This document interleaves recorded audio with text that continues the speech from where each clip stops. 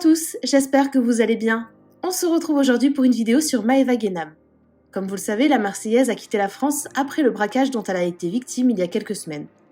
Elle a pris la décision de partir vivre à Dubaï, mais les premiers jours là-bas ne sont pas faciles.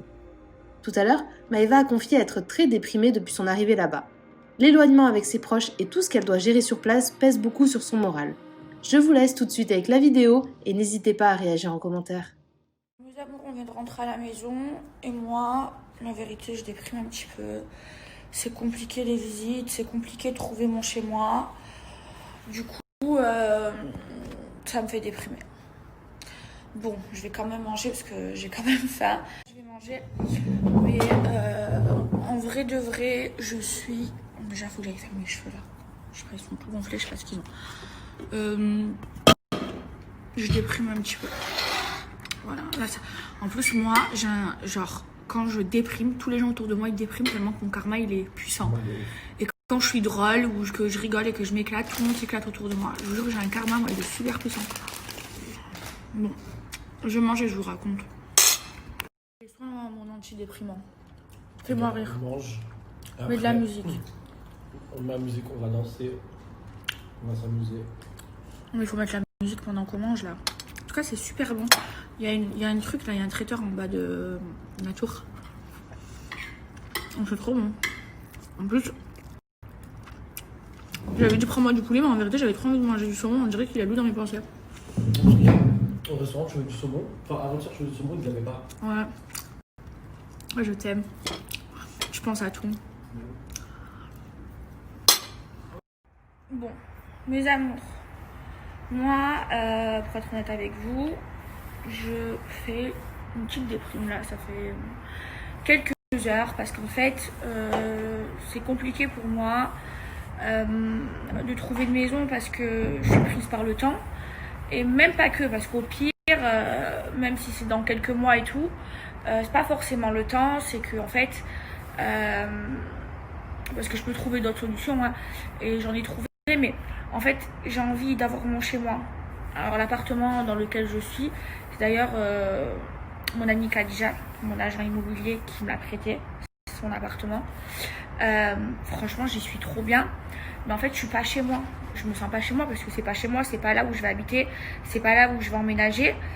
Donc du coup, oui, je suis bien installée, j'ai posé toutes mes affaires et tout, mais je me sens pas chez moi parce que je vais pas le garder. Je sais que dans quelques semaines, j'y serai plus dans l'appartement.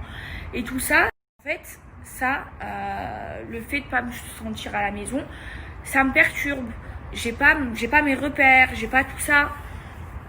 En plus, je vous le dis tous les jours en ce moment, mais ça me rend triste de pas pouvoir faire Noël en famille. Pour moi, Noël, c'est une période qui est très très importante pour moi. C'est une période où j'ai besoin de fêter Noël en famille. Moi, j'adore décorer ma maison, mettre des sapins, mettre des guirlandes partout. Et là, j'ai pas de maison, donc je peux pas le faire. Et c'est la première fois de ma vie, j'ai 23 ans, où je fais Noël sans avoir une maison décorée et où je fais Noël sans toute ma famille. Alors oui, je vais faire venir ma maman, je vais faire Noël avec les tantis et des amis, donc je suis super contente. Là-bas, il y aura un sapin. Mais voilà, en fait, ça me perturbe un petit peu de pas me sentir chez moi et c'est compliqué de trouver une maison. En tout cas, moi, je suis très compliquée et moi, je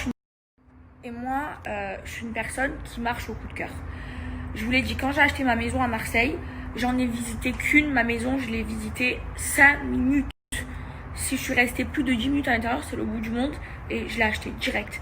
Parce que j'ai senti de bonnes ondes, je m'y suis sentie bien et je me suis dit c'est celle-là qu'il me faut. Donc j'ai pas voulu en visiter d'autres, j'en ai visité une, j'ai fait une offre, je l'ai achetée. Et moi je suis comme ça, je marche au coup de cœur. Sauf que là, j'ai eu des coups de cœur, mais pas de vrais coups de cœur. En plus, je suis super compliquée parce que moi, je recherche vraiment quelque chose de design. Moi, les meubles marrons ou les maisons arabiques et tout, c'est pas mon style. Je me sens mal à l'intérieur. Donc, c'est compliqué parce qu'à Dubaï, 90% des maisons, elles sont arabiques. Après, il y a des maisons design, mais il y a toujours cette touche de marron qui me gêne. Ils veulent pas mettre... J'ai l'impression qui veulent pas mettre une autre couleur que du marron. Et moi, ça me perturbe. Et moi, j'ai envie de trouver mon chez-moi, j'ai envie de trouver ma maison, une maison dans laquelle j'ai un vrai coup de cœur et où je m'y sens bien. Et pour l'instant, j'ai eu des petits coups de cœur, mais pas le coup de cœur amazing. Donc voilà, je prends mon temps, je veux pas non plus me précipiter. Mais j'espère vraiment j'espère vraiment trouver mon coup de cœur. Et j'espère trouver mon coup de cœur assez rapidement. En fait, j'en ai marre, ça me perturbe parce que j'ai toujours pas trouvé. Enfin là, je cherche pas mon coup de cœur, je cherche mon coup de foudre. Et je l'ai toujours pas trouvé. Du coup, ça prend du temps. Et moi, je suis quelqu'un qui suis genre, je suis pressée. J'aime pas perdre mon temps, j'aime avoir tout de suite et tout. Et là, ça me perturbe. En plus, je suis seule, j'ai pas ma mère pour me conseiller. Enfin, elle me conseille par téléphone, mais elle est pas là avec. Donc c'est hyper compliqué. Moi, vous savez que je suis hyper proche de ma mère, que c'est ma mère qui s'occupe de toute ma vie, tous mes papiers et tout. Là, ici, elle est pas là, donc j'ai pas mon repère. C'est une nouvelle vie pour moi, une nouvelle aventure et toute seule. Et c'est un petit peu dur et parfois, je suis un petit peu en bad mood. Heureusement, il y a Aquam et la musique pour me remonter le moral. Du coup, ce soir, je vais sortir comme ça. Je vais me changer les idées parce que là, j'en ai vraiment besoin. En plus, moi, j'ai un karma exceptionnel. C'est-à-dire que moi, si je suis heureuse, tous les gens autour de moi, ils sont heureux.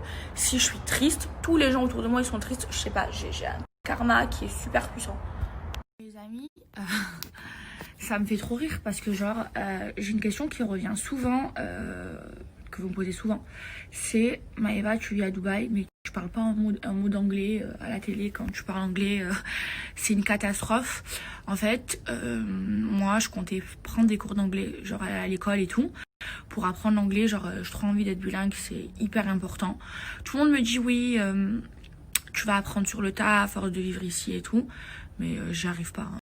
J'ai beaucoup voyagé dans ma vie, mais j'y arrive toujours pas. Donc je pense que la meilleure des solutions, c'est que j'aille à l'école et que je prenne des cours d'anglais. Donc c'est prévu, enfin j'ai prévu de le faire, sauf que j'ai prévu de le faire le jour où je serai installée, que j'aurai ma maison, que je serai bien installée, que j'aurai pas à m'occuper de tout ça.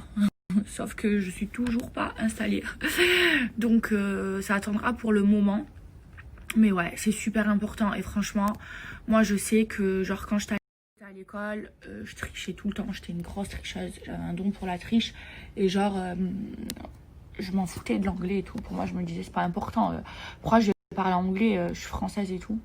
Mais maintenant, je regrette. C'est super important. Donc si j'ai des jeunes qui me suivent, je vous jure, l'anglais, même si vous comptez habiter toute votre vie en France, c'est super important. Je crois que c'est plus important de parler anglais que de parler en français parce qu'en fait, le monde entier parle anglais. Donc vraiment, suivez bien vos cours. Ne faites pas comme moi. Franchement, sur ça, je suis pas du tout un exemple. Et je compte aussi faire du sport.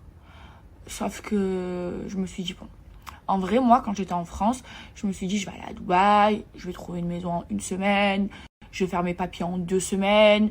Ensuite, une fois que je serai installée, j'irai prendre des cours d'anglais, j'irai à l'école d'anglais, j'irai faire du sport. Ça s'est pas du tout passé comme ça fait 2 semaines que je suis ici. J'ai toujours pas trouvé ma maison. J'avais rendez-vous pour faire mes papiers avec mon avocat. J'étais en retard, du coup, j'ai pas pu faire mes papiers. Ça a pris 1 semaine de plus. Là, pour le moment, je suis une sans-papier. Enfin bref. En fait, j'ai trop cru qu'ici à Dubaï, c'était comme en France. Parce que moi, je suis tout le temps en retard partout.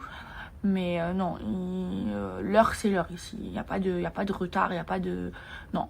Donc là, j'ai rendez-vous dimanche. Parce que dimanche, c'est pas le week-end. Je crois que le week-end ici, c'est vendredi et samedi. C'est pas comme chez nous en France. Le dimanche, genre, c'est le lundi de la France. Donc, dimanche, je vous explique, j'ai rendez-vous à 9h chez mon avocat. Je pars de chez moi à 6h du matin. J'y vais 2 heures à l'avance. Là, je rate pas ce rendez-vous. C'est trop important. J'ai trop de trucs. J'ai trop de trucs à finir rapidement.